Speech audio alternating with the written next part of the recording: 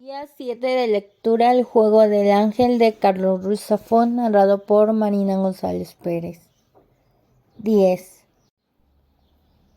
Volví a verla meses más tarde, en compañía de Pedro Vidal, en la mesa que siempre tenía reservada en la Maison Dorée. Vidal me invitó a unirme a ellos, pero me bastó cruzar una mirada con ella para saber que debía declinar el ofrecimiento. ¿Cómo va la novela, don Pedro? Viento en popa. Me alegro. Buen provecho.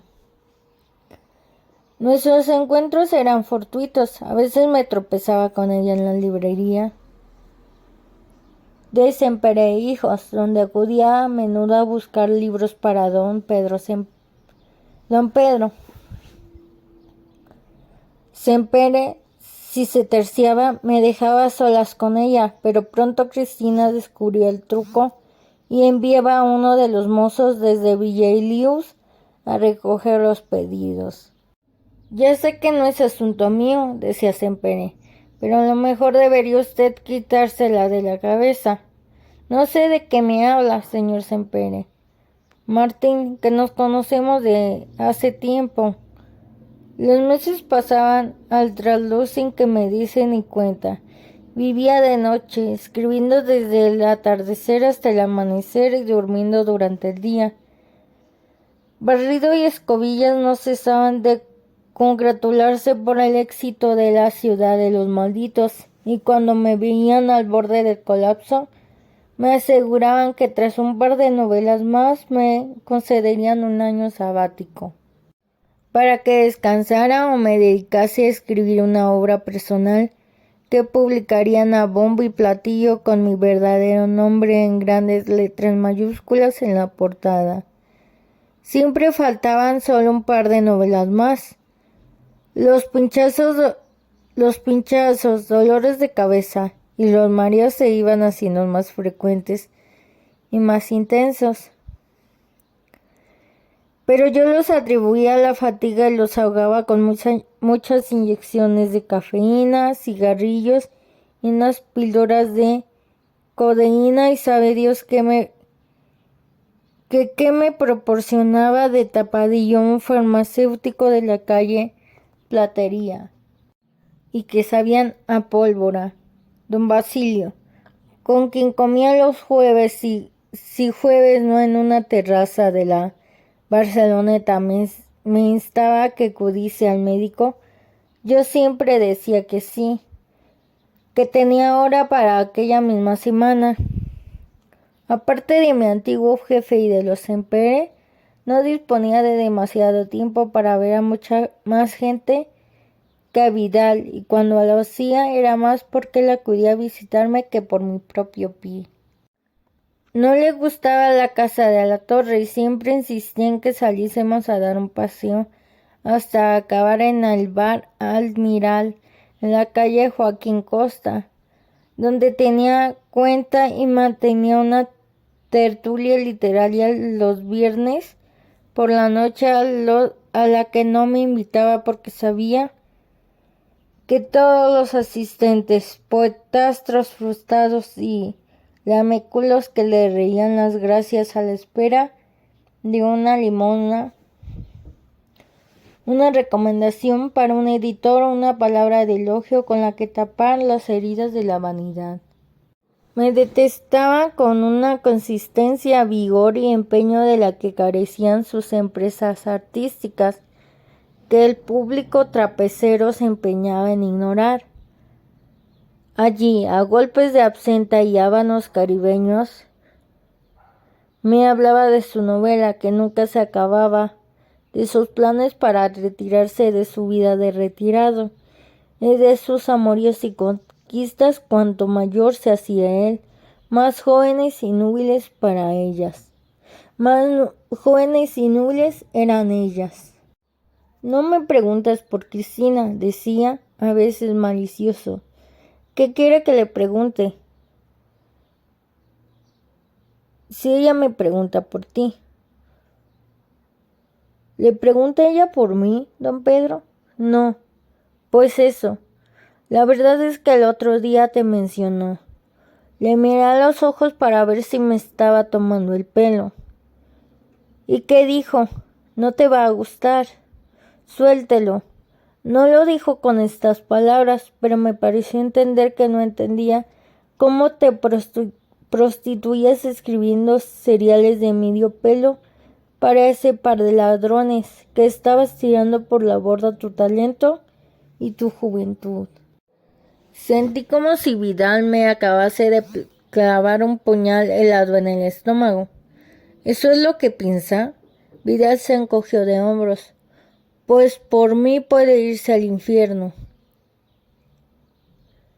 Trabajaba todos los días excepto los domingos, que dedicaba a callejear y casi siempre acababa en alguna bodega del paralelo donde no costaba encontrar compañía y afecto pasajero en los brazos de alguna alma solitaria y a la espera como la mía, hasta la mañana siguiente, cuando despertaba a su lado y descubría en ellas a una extraña. No me daba cuenta de que todas se le parecían en el color del pelo, en el modo de caminar, en un gesto o una mirada. Tarde o temprano, para ahogar aquel silencio cortante de las despedidas, aquellas damas de una noche me preguntaban cómo me ganaba la vida, y cuando me traicionaba la vanidad y les explicaba que era escritor, me tomaban por mentiroso, porque nadie había oído hablar de David Martín, aunque algunas sí sabían quién era Ignatius B. Samson, y conocían de oídas la ciudad de los malditos. Con el tiempo empecé a decir que trabajaba en el edificio de aduanas portuarias de las Atarazanas o que era un pasante en el despacho de abogados Sayrac, Montaner y Cruels. Recuerdo una tarde en que me había sentado en el café de la ópera en compañía de una maestra de música llamada Alicia, a la que sospechaba le estaba ayudando a olvidar a alguien que no se dejaba. Iba a besarla cuando descubrí el rostro de Cristina tras el cristal. Cuando salí a la calle ya se había perdido entre el gentío de la Rambla. 2 semanas más tarde, Vidal se empeñó en invitarme al estreno de Madama Butterfly en el Liceo. La familia Vidal era propietaria de un palco en el primer piso y Vidal gustaba de acudir durante toda la temporada con periodicidad semanal. Al encontrarme con él en el vestíbulo descubrí que también había traído a Cristina. Ella me saludó con una sonrisa glacial y no volvió a dirigirme la palabra ni la mirada hasta que Vidal, a mitad del segundo acto, decidió bajar al círculo a saludar a uno de sus primos y nos dejó a solas en el palco, el uno contra el otro, sin más escudo que Puccini y cientos de rostros en la penumbra del teatro.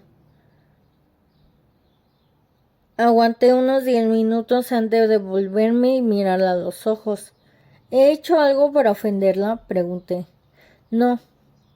Podemos entonces intentar fingir que somos amigos, al menos para ocasiones como esta.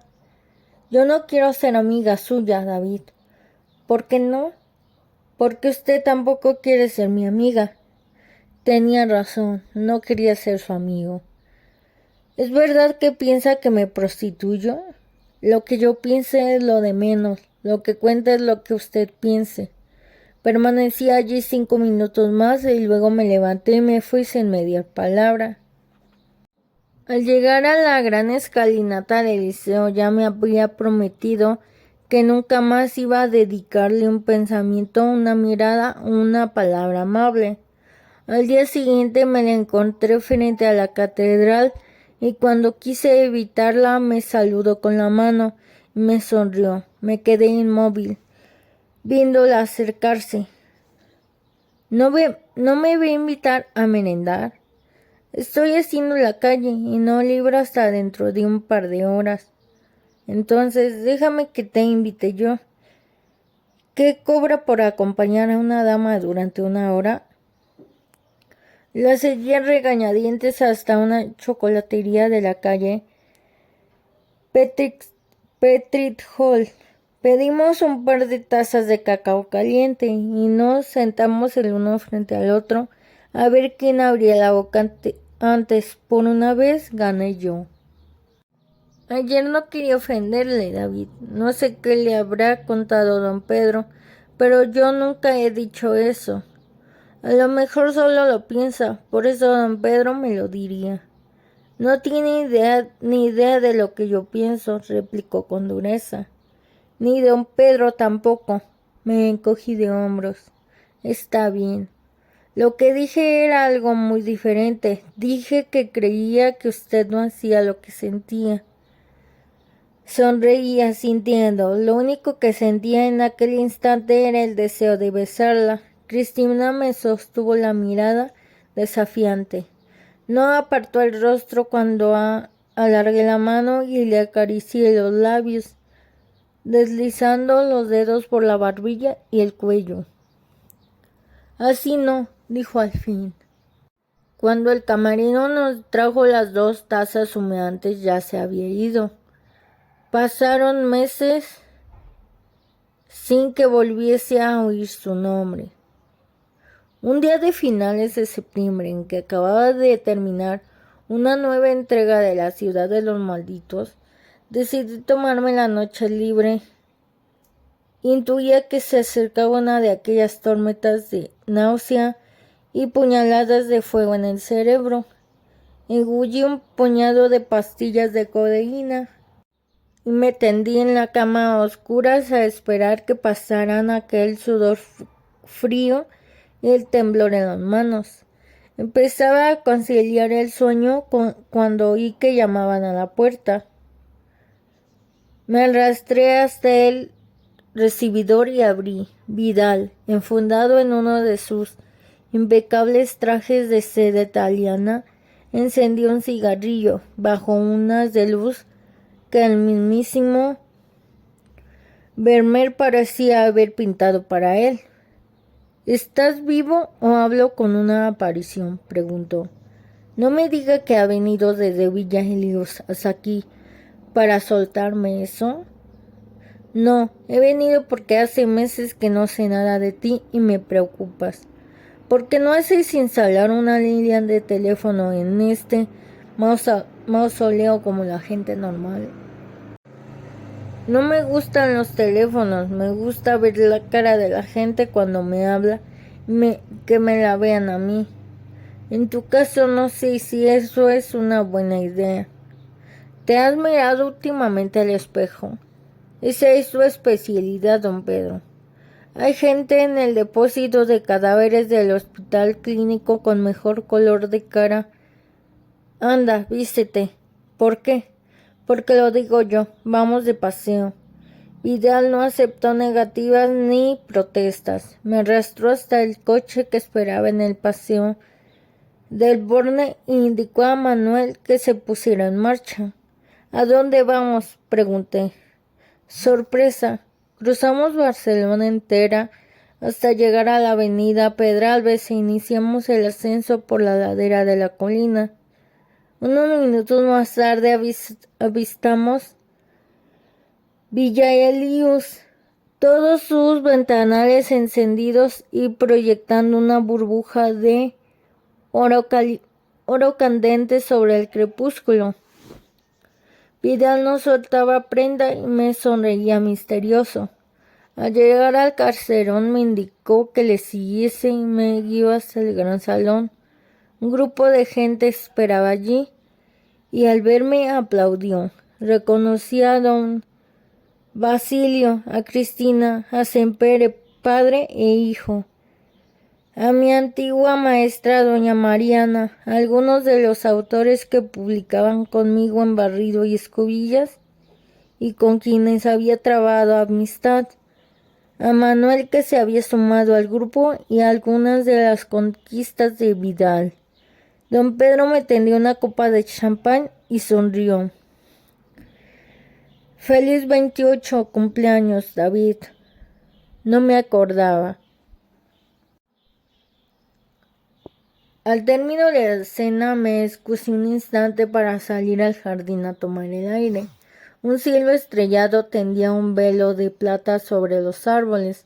Apenas había transcurrido un minuto cuando escuché pasos aproximándose y me volví para encontrar a la última persona que esperaba ver en aquel instante, Cristina Saguier. Me sonrió, casi como disculpándose por la intrusión. Pero no sabe que he salido a hablar con usted, dijo. Observé que el don se había caído del tratamiento, pero hice como que no lo advertía. Me gustaría hablar con usted, David, dijo, pero no aquí ni ahora. Ni la penumbra del jardín consiguió ocultar mi desconcierto. ¿Podemos vernos mañana en algún sitio?, preguntó. Le prometo que no le robaré mucho tiempo. Con una condición, dije, que no vuelva a llamarme de usted. Los cumpleaños ya lo envejecen a uno lo suficiente. Cristina sonrió. De acuerdo. Le tuteo si usted me tutea. Tutear es una de mis especialidades. ¿Dónde quieres que nos encontremos? Puede ser en tu casa. No quiero que nadie nos vea ni que Pedro sepa que he hablado contigo. Como quieras. Cristina sonrió aliviada. Gracias. Mañana entonces, por la tarde. Cuando quieras, sabes dónde vivo. Mi padre lo sabe. Se inclinó levemente y me besó en la mejilla. Feliz cumpleaños, David. Antes de que pudiese decir nada, se había esfumado en el jardín. Cuando regresé al salón ya se había ido. Vidal me lanzó una mirada fría desde el otro extremo del salón y solo después de darse cuenta de que le había visto, sonrió. Una hora más tarde, Manuel, con el beneplácito de Vidal, se empeñó en acompañarme a casa en el Hispano Suiza. Me senté a su lado, como solía hacerlo en las ocasiones en que viajaba con él a solas, y Chover aprovechaba para explicarme trucos de conducción y sin que Vidal tuviese conocimiento. Incluso me dejaba ponerme al volante un rato. Aquella noche el chofer estaba más taciturno que de costumbre y no despegó los labios hasta que llegamos al centro de la ciudad. Estaba más delgado que la última vez que le había visto y me pareció que la edad empezaba a pasarle factura. ¿Pasa alguna cosa, Manuel?, pregunté. El chofer se encogió de hombros.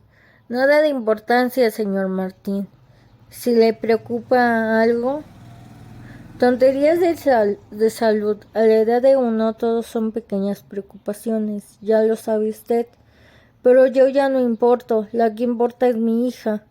No supe muy bien qué responder y me limité a asentir. Me consta que usted le tiene afecto, señor Martín. A mi Cristina. Un padre sabe ver estas cosas. Asentí de nuevo, en silencio. No volvimos a cruzar palabra hasta que Manuel detuvo el coche al pie de la calle Flassaders. Me tendió la mano y me deseó de nuevo un feliz cumpleaños. Si me pasara cualquier cosa, dijo entonces, usted la ayudaría, ¿verdad, señor Martín? ¿Haría usted eso por mí? Claro, Manuel, pero ¿qué le va a pasar? El chofer sonrió y se despidió con un saludo. Le vi subir al coche y alejarse lentamente. No tuve la certeza absoluta, pero hubiera jurado que tras un trayecto casi sin pronunciar palabra, ahora estaba hablando solo. 11. Pasé la mañana entera dando vueltas por la casa, adecentando y poniendo orden, ventilando y limpiando objetos y rincones que no recordaba ni que existían. Bajé corriendo a una floristería del mercado y cuando regresé cargado de ramos me di cuenta de que no sabía dónde había escondido los jarrones en que ponerlos. Me vestí como si fuera a salir a buscar trabajo. Ensayé palabras y saludos que me sonaban ridículos. Me miré en el espejo y comprobé que Vidal tenía razón. Tenía aspecto de vampiro. Por fin me senté en una butaca. Por fin me senté en una butaca de la galería a esperar con un libro en las manos. En 2 horas no pasé de la primera página. Finalmente a las 4 en punto de la tarde oí los pasos de Cristina en la escalera y me levanté de un salto. Cuando llamó a la puerta yo ya llevaba allí una eternidad. Hola David, ¿es un mal momento? No, al contrario, pasa por favor. Cristina sonrió cortés y se adentró en el pasillo. La guié hasta la sala de lectura de la galería y le ofrecí asiento. Su mirada lo examinaba todo con detenimiento. Es un sitio muy especial, dijo. Pedro ya me había dicho que tenías una casa señorial. Él prefiere el término tétrica, pero supongo que todo es cuestión de grado. ¿Puedo preguntarte por qué viniste a vivir aquí? Es una casa un tanto grande para alguien que vive solo. Alguien que vive solo, pensé. Uno acaba convirtiéndose en aquello que ve en los ojos de quienes desea. ¿La verdad? Pregunté. La verdad es que me vine a vivir aquí porque durante muchos años veía esta casa casi todos los días al ir y venir del periódico. Siempre estaba cerrada y al final empecé a pensar que me estaba esperando. A mí, acabé soñando literalmente que algún día viviría en ella y así ha sido. ¿Se hacen realidad todos tus sueños, David? Aquel tono de ironía me recordaba demasiado Vidal. No, respondí, este es el único. Pero tú querías hablarme de algo y te estoy entreteniendo con historias que seguramente no te interesan. Mi voz sonó más defensiva de lo que hubiese deseado. Con el anhelo me había pasado como con las flores. Una vez lo tenía en las manos, no sabía dónde ponerlo. Quería hablarte de Pedro, empezó Cristina. Ah. Tú eres su mejor amigo, le conoces. Él habla de ti como de un hijo, te quiere como a nadie, ya lo sabes. Don Pedro me ha tratado como a un hijo, dije. De no haber sido por él y por el señor Sempere, no sé qué habría sido de mí. La razón por la que quería hablar contigo es porque estoy muy preocupada por él. ¿Preocupada por qué? Ya sabes que hace años empecé a trabajar para él como secretaria. La verdad es que Pedro es un hombre generoso y hemos acabado por ser buenos amigos. Se ha portado muy bien con mi padre y conmigo. Por eso me duele verla así. Así como es ese maldito libro, la novela que quiere escribir. Lleva años con ella. Lleva años destruyéndola. Yo corrijo y mecanografío todas sus páginas. En los años que llevo como secretaria suya, ha destruido no menos de 2000 páginas. Dice que no tiene talento, que es un farsante. Bebe constantemente. A veces le encuentro en su despacho arriba, bebido, llorando como un niño. Trae saliva. Dice que te envidia, que quisiera ser como tú, que la gente miente y le elogia porque quieren algo de él, dinero, ayuda, pero que él sabe que su obra no tiene ningún valor.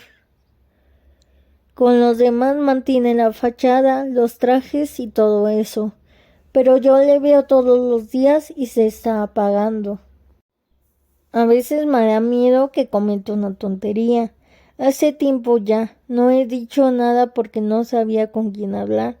Sé que si él se enterara de que he venido a verte,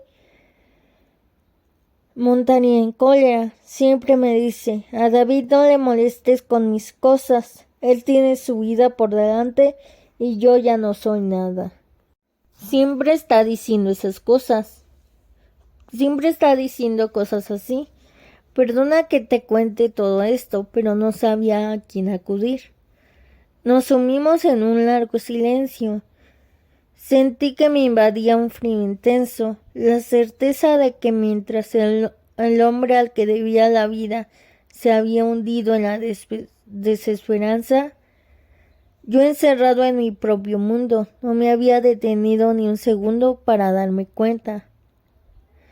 Tal vez no debería haber venido. No, dije, has hecho bien. Cristina me miró con una sonrisa tibia y por primera vez tuve la impresión de que no era un extraño para ella. ¿Qué vamos a hacer?, preguntó. Vamos a ayudarle, dijo. ¿Y si no se deja? Entonces lo haremos sin que se dé cuenta. 12. Nunca sabré si lo hice por ayudar a Vidal, como me decía a mí mismo, o simplemente a cambio de tener una excusa para pasar tiempo al lado de Cristina. Nos encontrábamos casi todas las tardes en la casa de la Torre. Cristina traía las cuartillas que Vidal había escrito el día anterior a mano, siempre repletas de tachones, párrafos enteros rayados, anotaciones por todas partes y mil y un intentos de salvar lo insalvable. Subíamos al estudio y nos sentábamos en el suelo. Cristina las leía en voz alta, una primera vez, y luego discutíamos sobre ellas largamente. Mi mentora estaba intentando escribir una amago de saga épica que abarcaba 3 generaciones de una dinastía barcelonesa no muy distinta de los Vidal. La acción arrancaba unos años antes de la Revolución Industrial, con la llegada de 2 hermanos huérfanos a la ciudad, y evolucionaba en una suerte de parábola bíblica a lo Caín y Abel.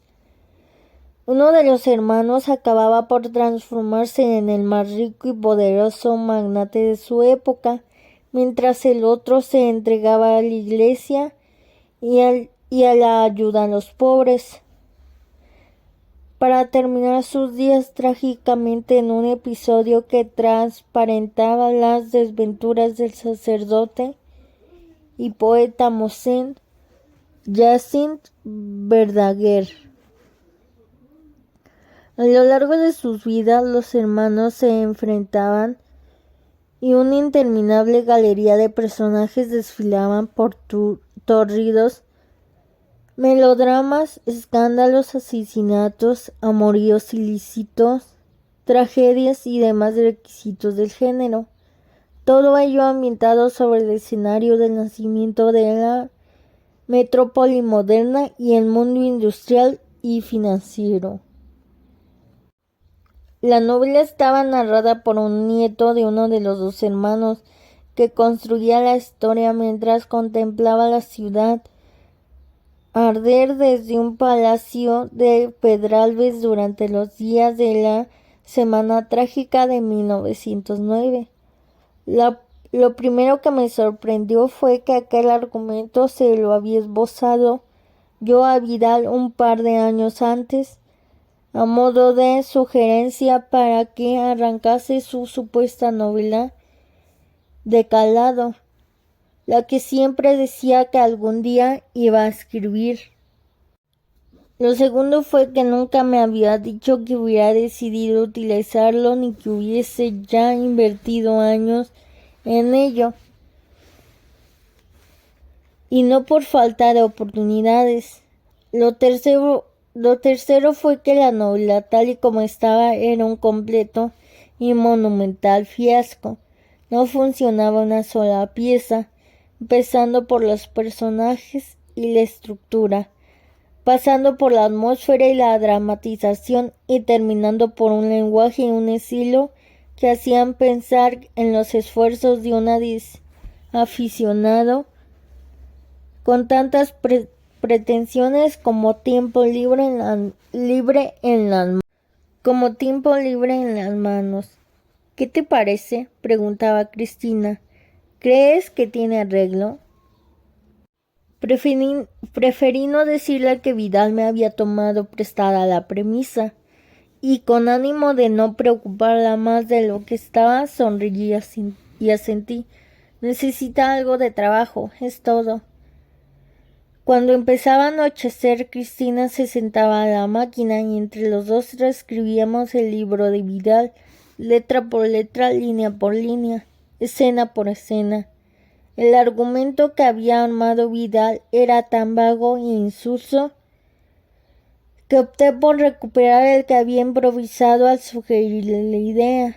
Lentamente empezamos a resucitar los personajes, reventándolos por dentro y rehaciéndolos de pies a cabeza. Ni una sola escena, momento, línea o palabra sobrevivía al proceso. Y sin embargo, a medida que avanzábamos tenía la impresión de que estábamos haciendo justicia a la novela que Vidal llevaba en el corazón y se había propuesto escribir, pero no sabía cómo.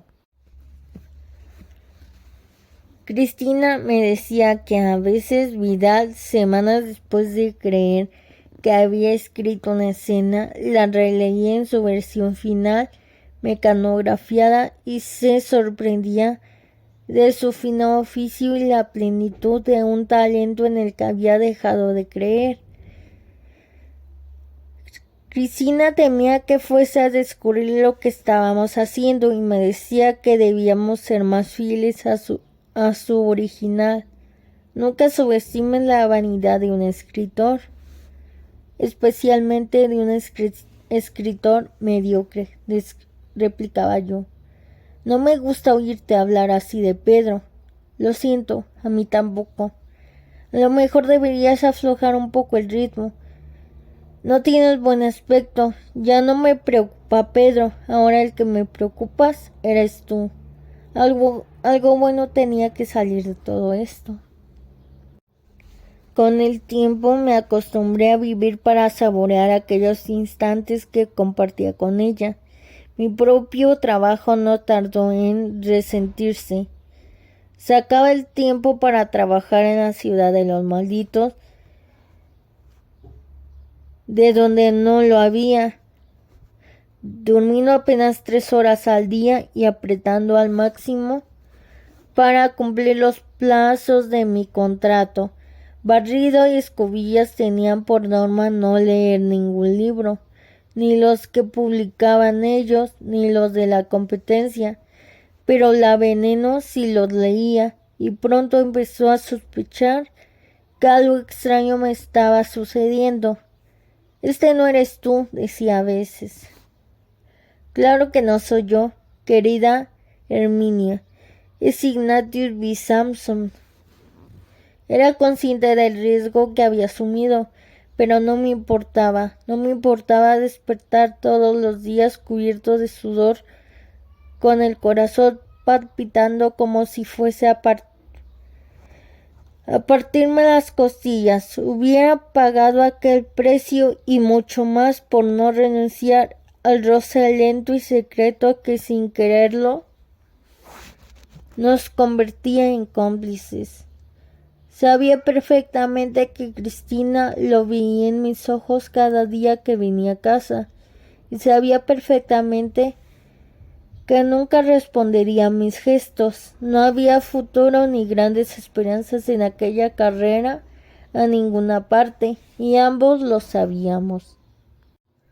A veces, cansado ya de intentar reflotar aquel barco que hacía aguas por todas partes, abandonábamos el manuscrito de Vidal y nos atrevíamos a hablar de algo que no fuese aquella proximidad que de tanto esconderse empezaba a quemar en la conciencia. En ocasiones me armaba de valor y le tomaba la mano. Ella me dejaba hacer, pero sabía que le incomodaba, que sentía que aquello que hacíamos no estaba bien,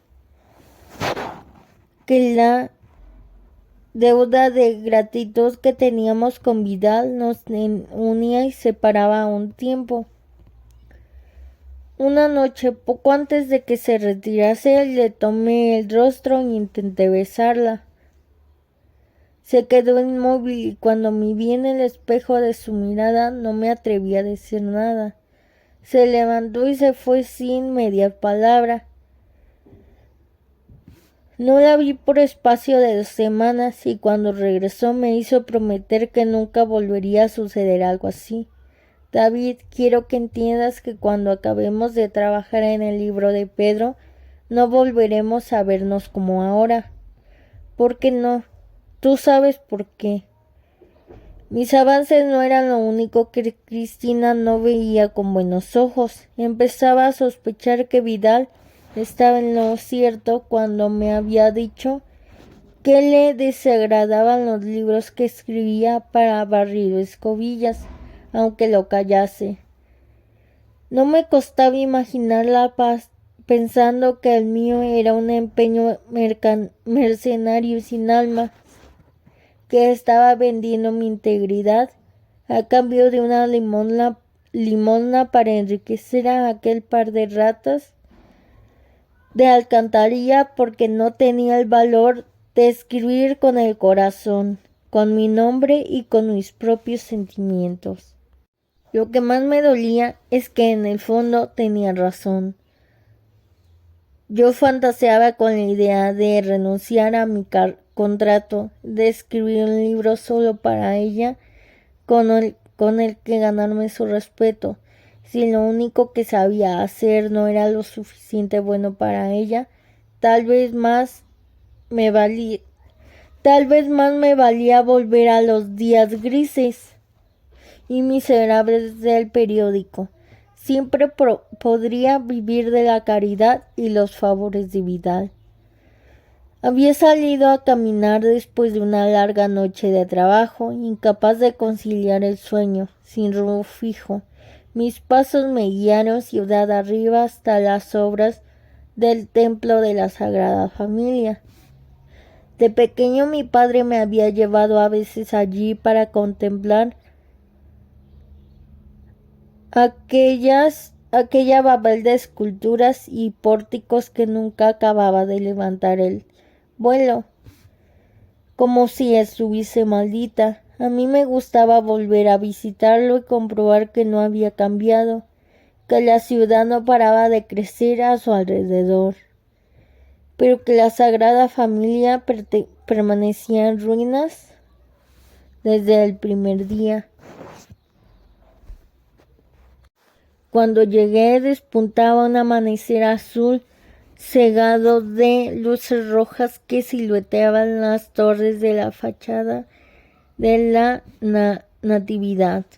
Un viento del este arrastraba el polvo de las calles sin adoquinar y el olor ácido de las fábricas que apuntalaban la frontera del barrio de San Martín. Estaba cruzando la calle Mallorca cuando vi las luces de un tranvía acercándose en la neblina del alba. Escuché el traqueteo de las ruedas de metal sobre los raíles y el sonido de la campana que el conductor hacía sonar para alertar de su paso por las sombras. Quise correr, pero no pude. Me quedé allí, clavado, inmóvil entre los raíles, contemplando las luces del tranvía abalanzándose sobre mí. Oí los gritos del conductor